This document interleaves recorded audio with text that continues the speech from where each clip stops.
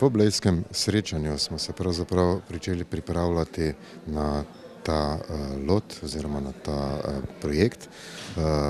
Seveda smo se prijavili skupaj z obema partnerjema, tako da smo na koncu dobili samo drugi lot, ki je izredno pomemben v smislu sodelovanja držav jugovzhodne Evrope in Slovenije pri kakšni masovni nesreči. V tem primeru, v slovenskem primeru je to potres, v primeru Hrvaške pa so to množične poplave. Mi smo izredno zadovoljni, da so se vsi timi oziroma vse enote iz držav jugovzhodne Evrope so se udeležile naše vaje in pokazale izjemno dobro znanje, kljub slabemu vremenu tudi, bom rekel, dobro voljo.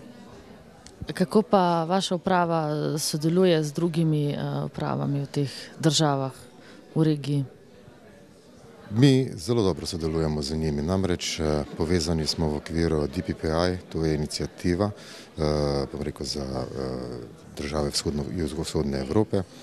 Direktorji sami med seboj smo povezani v okviru lastnih srečanj, kjer debatiramo okoli problemov, ki so skupnega, bom rekel, interesa za vse države.